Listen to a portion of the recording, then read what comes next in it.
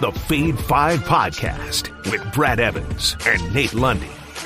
Place your bets, you jackwagons! Brad the Big Noise Evans here, joined by the good sir, Nathaniel Lundy. 'Tis indeed the Fade 5 podcast on this hashtag Tequila Thursday, presented by Suavecito. Go pick up some Suavecito right now, Total Wine and More, or ask for it at your local liquor store. Lundy needed abundance of the Añejo trying to get to the office today. If a St. Bernard would have found him stranded due to the drifts of snow there in Denver, Colorado, around the neck, we could only hope there was a ton of Suavecito Añejo tequila. Lundy, I'm glad you made it to the office safely. Happy belated Christmas and an early Happy New Year, my man. Yes, let's finish the year with some cash, Brad. That is really my goal. Brad, I don't know if you're aware of this or not. I think you're an intelligent man, so chances are you're aware of this. Children are expensive, Brad. They're really expensive, especially this time of year. So Yes. with that in mind, I would really like to stuff some extra 2022 cash into the account so that I can feel better about everything that was spent over the course of the last several weeks, as well as prepare myself for a profitable 2023. And I think everybody watching / listening to the Fade 5 feels the same way. So we have two podcasts remaining before we turn the calendar over. So we better get our shit together and get some people some money. Amen. And I can confirm kids are damn expensive. I have two of them. They were immaculately conceived, but I consider them mine. And I can tell you they are a pricey pair of teenagers, to say the least. But I love them. I love them with all my heart. So let's get after it. Try to make some mountain money to pay off some of that debt on the old credit card this holiday season with a matchup that, again, only a fantasy player in his title game could remotely love and watch, because the Dallas Cowboys are taking on the Tennessee State Tigers, I believe. It's not really the Tennessee Titans. Derrick Henry listed as doubtful, not expected to play. We know that Ryan Tannehill is out. So the heart and soul of this team likely to be absent or in street clothes. So the Cowboys, no surprise, are laying 12, and that line jumped on the Henry news. It was at 10 and a half at some of the books, and now it's spiked to 12. It's even higher in a couple of locations, with a total going in the opposite direction, going down as a result of 39 and a half after an open of, I believe, 41. Now, you and I get emails every single morning from BetMGM to get the splits, the breakdown of where the money and the tickets are trending. And just give you an update on that. 70% of the bets are on the Cowboys, minus a 12.5 at that shop. 81% of the handle on Dallas with the spread. Meanwhile, only 52% of the handle and 60% of the bets on the over. So Lundy, knowing that pertinent information and knowing really the stakes are at play for neither one of these teams, quite frankly, what is your belief on what the outcome will transpire to be tonight between Cowboys and Titans? Again, Dallas laying 12, 39.5. I have faith in Music City to be able to score once. Give me 27-10. Give me 27-10 for the Cowboys tonight. You're right. I mean, you're missing Ryan Tannehill. You could argue heart and soul of the Titans. I don't know about that with Tannehill. That might be a stretch, but certainly missing Derrick Henry is going to be massive for them. And this Cowboys team is just better. So I'm actually going 27-10, and I'm not even sure that Tennessee is going to score until late third, early fourth. When it comes to that touchdown, I think it's going to be garbage time. I do think they are going to tuck to the under, but I will tell you, I think that's why, especially at BetMGM, Brad, that we're seeing that like 52-48 split for the over-under. Yep. I think there's people that think the Titans are going to wind up with a backdoor cover, not necessarily on the spread, but a backdoor cover on the total, because of the idea of the Cowboys just taking their foot off the gas. It's fourth quarter. Let's get this over with. Let's go back home. And so I that has me a little bit nervous on the total. But look, there's a reason that this spread has jumped the way that it has, from single digits up to double digits in favor of the Cowboys, and rightfully so. So I'm very comfortable laying the points.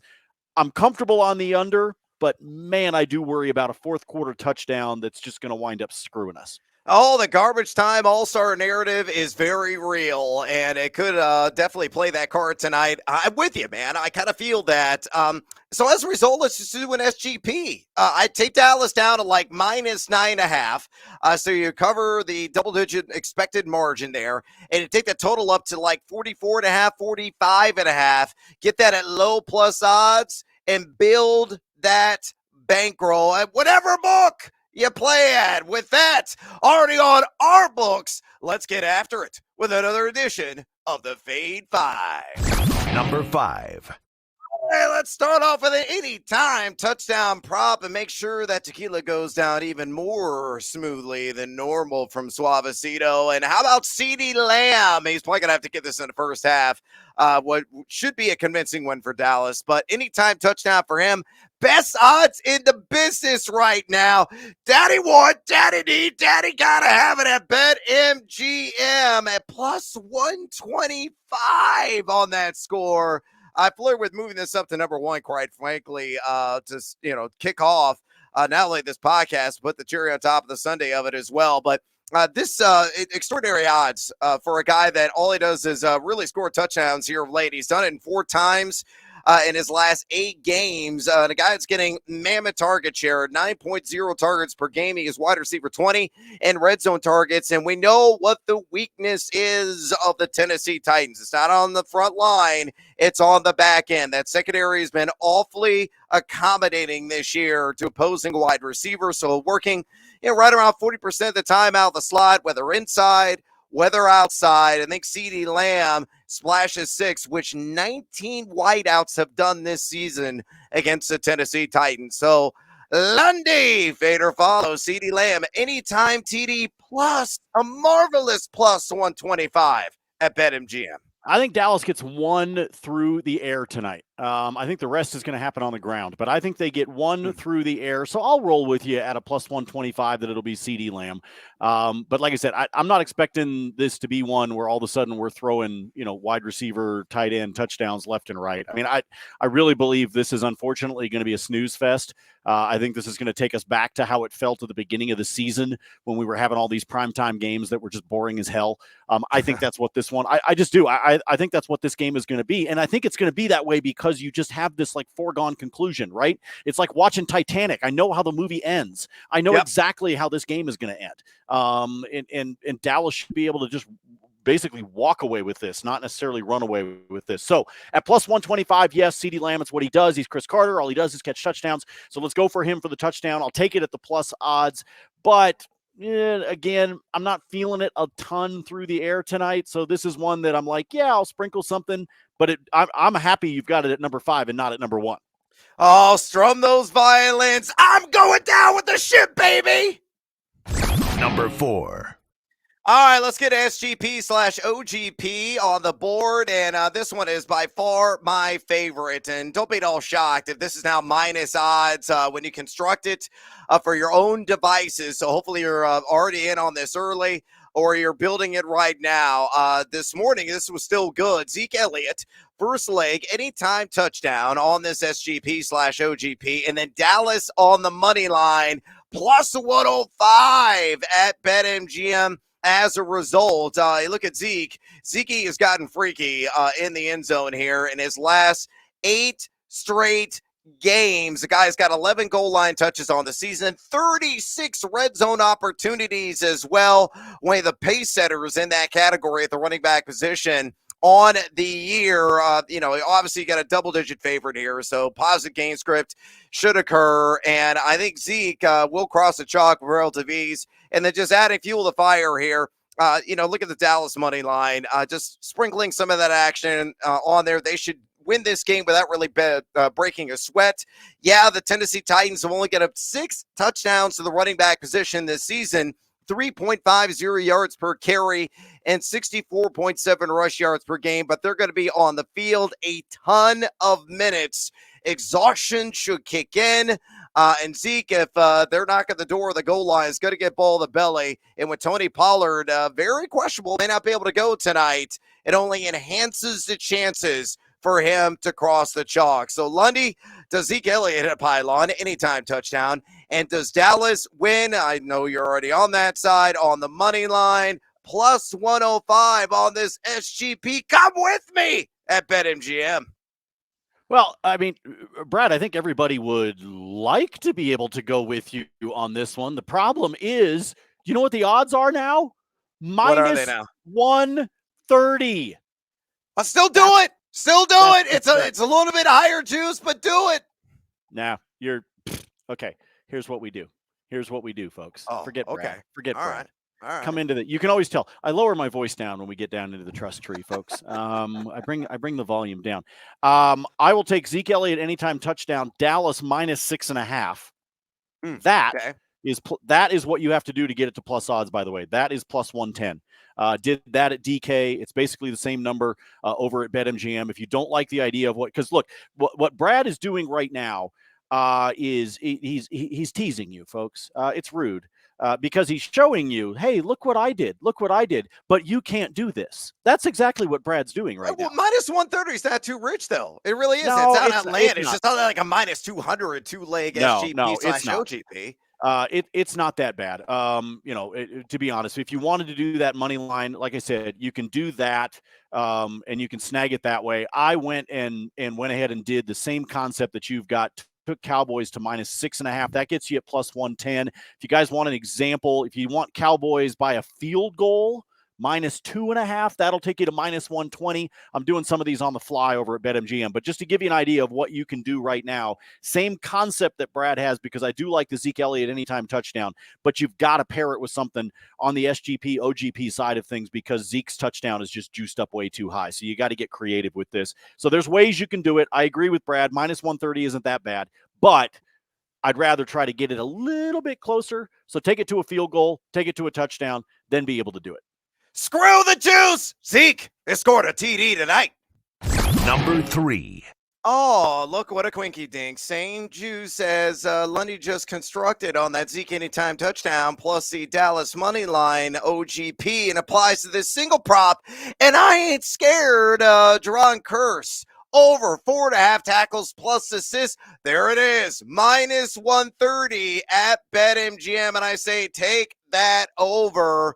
Without any hesitation. The reason why is I think Kearse going to see quite a bit of action in this game, probably over about 3 quarters. May see some pine time in the fourth as the starters are going to get pulled, so he's going to have to accumulate this over that 3/4 span. But he has hit the over on 4.5 tackles plus assists in 9 of 12 games this season. He's averaging 5.6 in the combined categories per game this year. Again, Tennessee, 10-plus point underdogs, increase in throwing, which means increase in opportunities for the decorated safety of the Dallas Cowboys. So Lundy, fade or follow on a rare IDP play from yours truly. Jayron Kearse over 4.5 tackles plus assists, minus 130 at BetMGM. Come on, Lundy.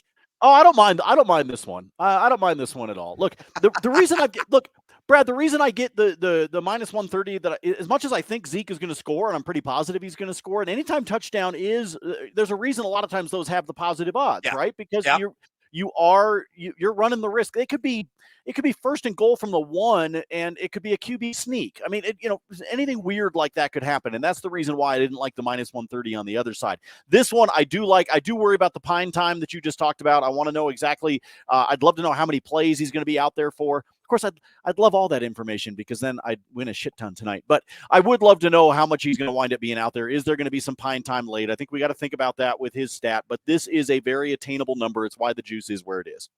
Oh, yeah. Speaking of the Jews, make sure you grab some Suavecito Tequila tonight. That's what the Fade 5 is presented by on this hashtag Tequila Thursday. Not familiar with Suavecito? Well, sit down and listen to my annoying voice. In 2015, Forbes magazine in the NYC contacted 10 tequila experts from around the country, one in Cali, Texas, Florida, New York, people who know the love juice. And they asked them, very simple question. What is the best tasting tequila in the United States? Well, 1 week later on the front page of Forbes magazine, bam, was a picture of Suavecito Tequila.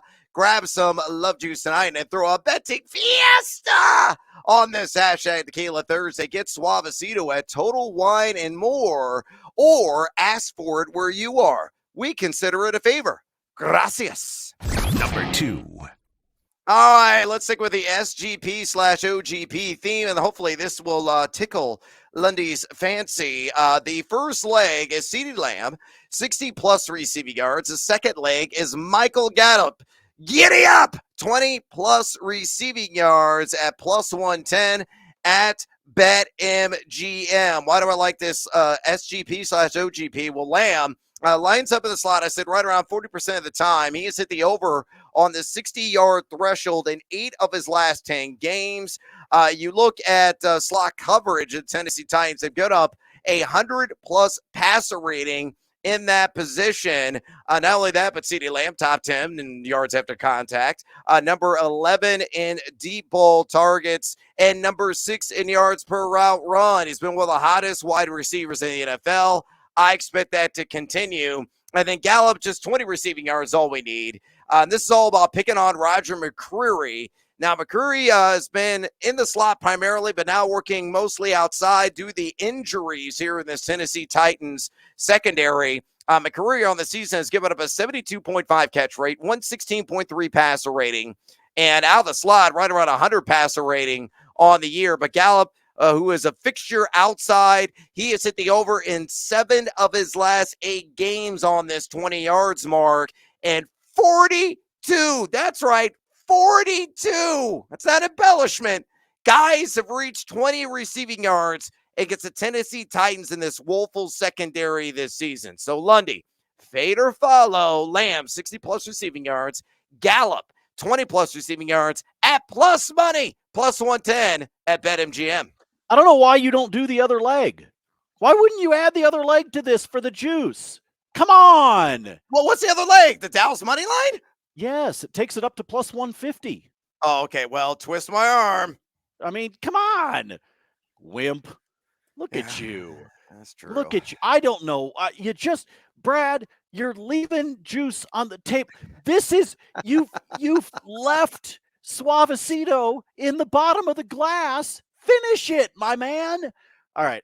First of all, I love this one because Tennessee's secondary is just putrid. So I like anything that involves these receiving yards props, especially for two guys like this on Dallas. Now, you add in the money line, like I said, at BetMGM, it takes this exact same SGP, OGP up to a plus 150. So I'll take those extra 40 points. I'll actually make it a 3-legger instead of a 2-legger. But yes, I will roll and hopefully roll in some cash with this one. Yeah, I think I need to make a slight adjustment. Just add the Dallas money line and pour more green in your damn pocket. Number 1. All right, numero uno for me, and I'm really curious where Lundy stands on this. He's already hinted at the under. Has he changed his mind? I'm going to take the Dak Prescott over 1.5 passing touchdowns. A little bit heavier juice at minus 120, but I'm willing to pay up for it. You look at the Dak attack to Tennessee. Again, this secondary is woeful, is bastardized and putrid and all the adjectives you want to apply to it. It makes all the sense in the world. Quarterbacks that perform 19.8% above the league average against them this season. They give it up 7.45 pass yards per attempt, 295.8 pass yards per game, and 26 passing touchdowns in 15 contests. 8 signal callers have logged multi-TD efforts against them. Dak, meanwhile, he's throwing for at least 2 passing touchdowns in 7 of his last 8 games. Now, there is some risk here because I think that Dak is going to have to get this probably in the first half because if the Cowboys build up a sizable lead, maybe they get a pick 6 or a scoop and score and, really pile up the points, he could be rested in the second half, much of that frame as well. So throw one to CeeDee Lamb, we catch that ticket. Throw the other, hopefully to Michael Gallup for 20-plus yards, we catch another ticket. And sit the rest of the game, Dak. That's all I need. to hit this over 1.5 passing touchdowns, minus 120 at DraftKings. Lundy, fade or follow? I will fade. I'm sticking with my Yeah. guns, man. I think there's going to be one through the air, and then I think everything else Dallas is going to do is going to be on the ground. That's just my own kind of gut feel here.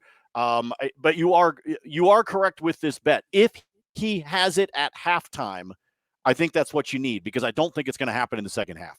I think we're going to milk clock. I think some of the players might leave and go to Lower Broadway, go hit a couple of honky tonks, and then come back. Like Zeke just like leaves for the third quarter. He's going to go to Deep Ellum and hang. Get some brisket. Yeah, he's just chilling. Like, all of a sudden, people are watching the game on TV, and then they look over, and there's Zeke at the corner of the bar with a beer in one of those boots. Oh, yeah, delicious. Like he just looks like a complete tourist. He's hanging out with like a bachelorette party that's bar hopping, that kind of thing. Like I said, I think this game's going to be boring. I hope I'm wrong. I actually wouldn't mind seeing a decent game out of this, but I just don't know how it happens when you've got no Derrick Henry and no Ryan Tannehill in this game. So you better get it by halftime. I personally am going to fade this one. Like I said, I think he's got one through the air. I think everything else is going to be on the ground in this game for Dallas. So I got to fade you on number one here, but we have found some ways to be able to get creative with OGPs. I think when you have games like this, that is the direction you got to go with a lot of your bets. And I think a couple of the ones that we've done earlier are pretty sharp. I'd jump on those. All right, since our attention's going to be pulled away from this game, probably midway through, I don't know, the first quarter, it's bonus time, Lundy. Where else are we going to go with the action tonight across the sports spectrum? Well, I told you that I like the touchdowns on the ground. And if I like the touchdowns on the ground and I'm starting to get a little bit creative, Brad, why wouldn't I take Malik Davis at plus 320 at FanDuel for an anytime touchdown? If this winds up being one of those things where they are comfortably in control, you've already talked about Pollard, and Zeke leaves. Yep. Like I said, he's hanging at Tootsie's or something like that, right? He's just like, he's not even there. He's left the stadium. Then you could wind up seeing a guy like Malik Davis. He could sneak into this game. He could wind up getting a third or a fourth quarter touchdown. And right now, if you look across the books right now, by the way, the worst odds are at DraftKings. It's only plus 250. If you go to FanDuel, he's at 320. If you go to BetMGM, he's plus 350. If you go to BetRivers, he's plus 475 for an anytime touchdown.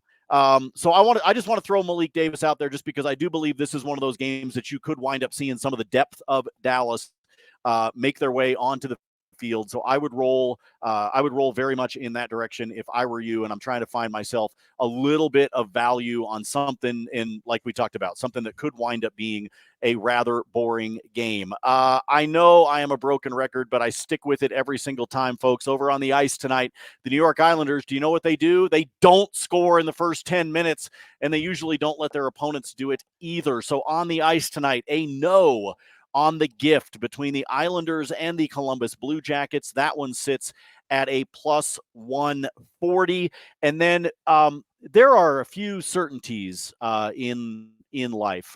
Brad drinking tequila, Brad being incredibly jealous of the hair that I have on the top of my head. No doubt about it. Children being very expensive. We already talked about that one.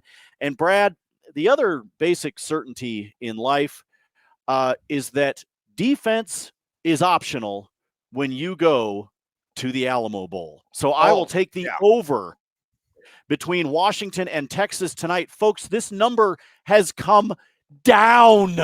It is at 66.5. It's actually dropped by a point and a half, depending upon the books, over the course of the last few days. I understand. And I'm going to forget his name. The running back for Texas, Brad, Robertson. What's his Robinson. Bijan. Robinson. Thank you. Bijan. I could think of his first name because it's so unusual. I couldn't remember his last name. He is opted out. I know. Yeah. Doesn't matter, folks. I know he's a stud. There's a reason he's looking at the NFL draft. I worked in San Antonio. I have been to multiple Alamo Bowls. It is just pew, pew, pew, pew, non-stop in the Alamo Bowl when it comes to the totals. Take the over tonight at DraftKings right now. It's at 66.5. Take the over at the minus 110. I yield the floor, good sir. Let's get some bonus time in for you. All right, let's get another SGP on the board in this god-awful matchup between the Cowboys and the Titans. Give me Dallas minus 6.5. Lundy already harped on that earlier. Give me the total on the under, and this is an all total as well, of 50.5. So build in a nice little cushion there in case garbage time is unfriendly to us. And then give me Dalton Schultz, who we didn't talk about, 25-plus receiving yards. That's plus 150. At BetMGM, when you put all those together, there's a little background on Schultz. The Titans have given up 69.5 yards per game to the tight end position, and Schultz has hit the over on 25 yards in 4 of his last 5 games. So again, Dallas minus 6.5, under on 50.5, and Schultz 25-plus yards, plus 150 at BetMGM. Let's go with the world of college basketball, shall we? I'm going to give you my top 3 plays here real quick. Number 1 is St. Thomas, the Tommies, rat-tat-tat-tat-tat with their Tommy gun.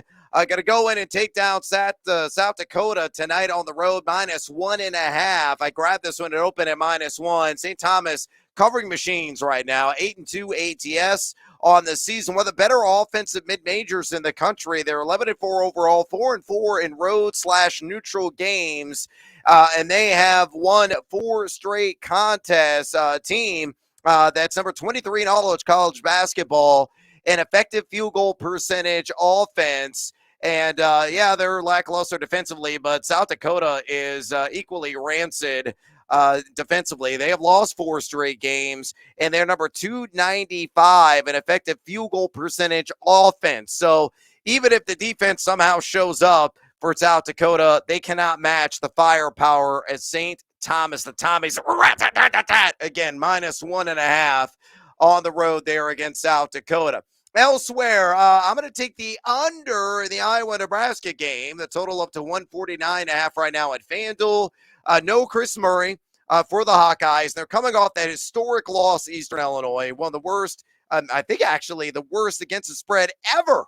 They were 31.5-point favorites, and they lost by nearly 10 points at home. Fran McCaffrey's probably going to working them like dogs in practice this week, but still, Nebraska is an outstanding defensive team. They, in their last 5 games, number 17 in adjusted defensive efficiency, and they're lackluster offensively. In those last 5 contests, number 277 in offensive efficiency. Pace will be slower, I think, than Iowa likes. They are number 38 in adjusted tempo, but Nebraska, number 252 in that category. Nebraska can't score. Iowa, you don't want to have any idea what version you're going to get. You're going to play a slower tempo, and the Cornhuskers defense is legit. So all those reasons point to the under for me at 149.5. And Lundy, as I always say, there's always the Hawaii game. And that is indeed the case tonight. So if you're chasing due to a deficit, he lost a ton of units in some of the other sports on Thursday Night Football. I love Hawaii tonight. I'm going to lay the 7 points is what the line is right now at DraftKings at home against UC Davis. Now, Hawaii, they won the Diamond Classic with a last-second buzzer-beating triple on Christmas night. And I think they're going to keep the good times rolling. They have won 4 straight. They beat Wazoo. They beat SMU on that last-second shot. So they played some decent competition here of late. They're number 19 on the season in effective field goal percentage defense, only giving up 44.8% inside the arc and 27.5%. That's it. Outside of it, Davis, number 304 in turnover percentage offense. So they have shot themselves routinely in the foot, and they are nearly dead last. They're number 353 in 3-point percentage defense. So Hepa, Coleman, Avea of the Rainbow Warriors, they're going to beat the drum, man. And I think Hawaii is going to win this one by 10-plus points. Lay the 7 there at home. And then last, certainly not least, let's get my bowl time pick in, and let's go to the Pinstripe Bowl. I know this game is kicking off a little bit earlier in the day, so get on this, early if you're consuming this podcast early. I'm going to lay the chalk with the Golden Gophers in the Pinstripe Bowl against Syracuse. Yes, you look at Syracuse, they've got a lot of opt-outs, ton of transfers. Their OC and DC have gone on to greener pastures as well. You look at PJ Fleck, he's 3-0 ATS. as a head coach of Minnesota in bowl games. And it's all about the rush defense of Syracuse. They're number 74 in the country in that category, giving them 150.1 rush yards per game. And Mo Ibrahim is just going to run wild in this contest. Guy who's averaging 5.2 yards per carry, 159.4 rush yards per game. He's forced a missed tackle 21.4% of the time, and is number 4 in all of college football in yards after contact. And last checked, he's playing. So Mo Ibrahim going to try to raise the stock and I think raise the banner into not really the rafters, but somewhere in the stadium there in Minnesota here in the end, and score the victory with ease and cover the 10.5 against Syracuse in the Pinstripe Bowl. I am out of time, you jackals. Drop us a rating and review, would you kindly, if you enjoy this podcast. Please, as well, follow Lundy on Twitter at Nate Lundy. All his picks there on his free spreadsheet. I have also a free spreadsheet available on Twitter at Noisy Huevos. Enjoy the hashtag Tequila Thursday presented by Suavecito. Go pick up a bottle right now and do yourself a favor and ring in the new year with multiple pours of the Añejo. Good luck in all your bets. And until next time, as always, feed or follow. That is up to you.